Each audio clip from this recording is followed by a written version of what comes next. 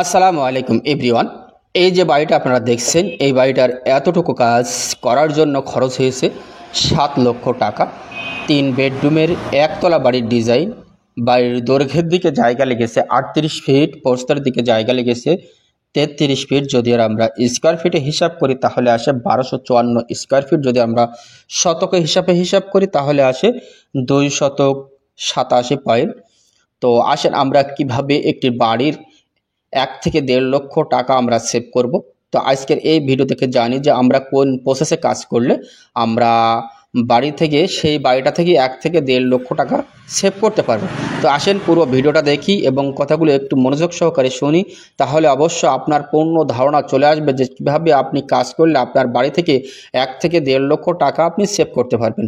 তো বাড়িটার 3টা মাস্টার বেডরুমের উপরে আজকের এই বাড়িটির নির্মাণ কাজ শুরু করা হয়েছে। 3টা মাস্টার বেডরুম, 2টি টয়লেট, একটি কিচেন এবং একটি ড্রয়িং কাম ডাইনিং। তো এটা হচ্ছে সিঁড়ির রুম।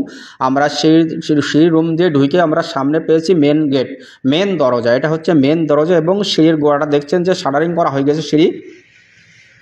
এটা হচ্ছে সিঁড়ির রুমের সাইজটি রাখা হয়েছে 7 ফিট। এই সিঁড়ি রুমের এই দরজাটি দেওয়া হয়েছে 3.5 ফিট, 3.5 ফিট। তো আমরা কখনো সিঁড়ির কাজগুলো করতে গিয়ে আমরা এই ভুল কখনো করব না, যে ভুলটা এই সিঁড়িতে হয়েছে। যেভাবে আপনি রডটা রেখেছেন এইভাবে রডটা আপনারা উচিত হয়নি।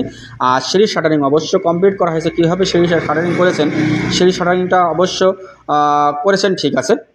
তো অবশ্য সব কিছু ঠিকঠাক করে নিয়ে আপনি কাজটা করেন। তো আসেন আমরা কীভাবে এই বাড়িটার খরচ সেভ করার প্রসেসিং আমরা করেছি।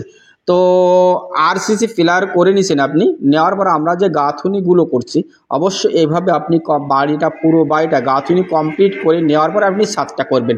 যখন আপনি গাঁথুনি করে নিয়ে ছাদটা করবেন তখন কি হবে, এমনি কলম করে আপনার ছাদ করতে গেলে যে মিস্ত্রি খরচ হবে, আপনার কলম বা ছাদ বাদে আপনি যে গাঁথনি করবেন তখন মিস্ত্রি খরচ অনেক টাকা সেভ হয়ে যাবে। তো এইভাবে তারপরও কিছু ভিতরে কাজ আমি দেখাবো যে যেসব কাজগুলো আপনি এভাবে যদি আপনি করতে পারেন তাহলে আপনার খরচ অনেকটাই সেভ হয়ে যাবে। যেরকম ধরেন এটা হচ্ছে রুমের সাথে ব্যালকনি। এই যে রুমের যে ব্যালকনি এটা দেখছেন, এটা হচ্ছে হাই বিম না, এই বিমটি দেওয়া হয়েছে 7 inch by 6 inch, 7 inch by 6 ইঞ্চি। এখানে বেশ কিছু টাকা সেভ। এরকম ধরনের সেভ যদি আপনি করে কাজ করেন তাহলে অবশ্যই আপনার বিল্ডিংয়ে অনেকটা খরচ সেভ হয়। এবং কলম করে নিয়ে ছাদ করার আগে আপনি গাঁথুনিটা পুরো কমপ্লিট করে নেবেন। নেওয়ার পর নিলে কী হবে, আপনার বিল্ডিংটি মজবুত হবে এবং বাজেটটি কম লাগবে।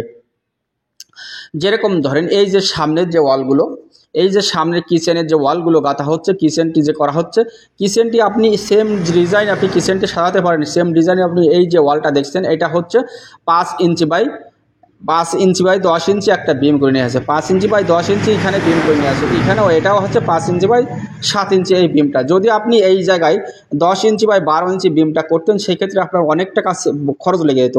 আপনি এইসব খুঁটির ছোটোখাটো কাজগুলো যদি আপনি একটু সেভ করে কাজ করেন তাহলে আপনার বিল্ডিংয়ে 1 থেকে 1.5 লক্ষ টাকা সেভ করা সম্ভব হয়। তো এটা হচ্ছে সামনের সাইডের বেডরুমে। এই বেডরুমের সাইজটি দেওয়া হয়েছে 12 feet by 14 feet, 12 feet by 14 feet এই সামনের সাইডের এই বেডরুমের সাইজটি দেওয়া হয়েছে। তো এটা হচ্ছে সম্পূর্ণ বিল্ডিংটি গাঁথুনি করে নিয়ে বিল্ডিংয়ের ছাদটি করা হবে। এটা হচ্ছে কিচেন। আপনি দেখছেন যে আপনার কিচেন যদি আপনি আপনার এই কিচেনটি আপনার বিল্ডিংয়ে কাজে লাগাতে পারেন, তার কারণ এই বিল্ডিংয়ে কিচেনটি খুবই সুন্দর চমৎকারভাবে এই কিচেনটি সাজানো হয়েছে। এইভাবে কিচেনটি আপনি ওয়ালগুলো গাঁথবেন, গাঁথার পরে কিচেনের এই সেলফগুলো করতে হবে। তা না হলে আপনার বিল্ডিংয়ে মজবুত কম হবে এবং খরচও বেশি হয়ে যাবে। পরে করতে গেলে আপনার খরচ বেশি হবে। এভাবে যদি আপনি করে যান তাহলে আপনার খরচ অনেকটাই সেভ হবে।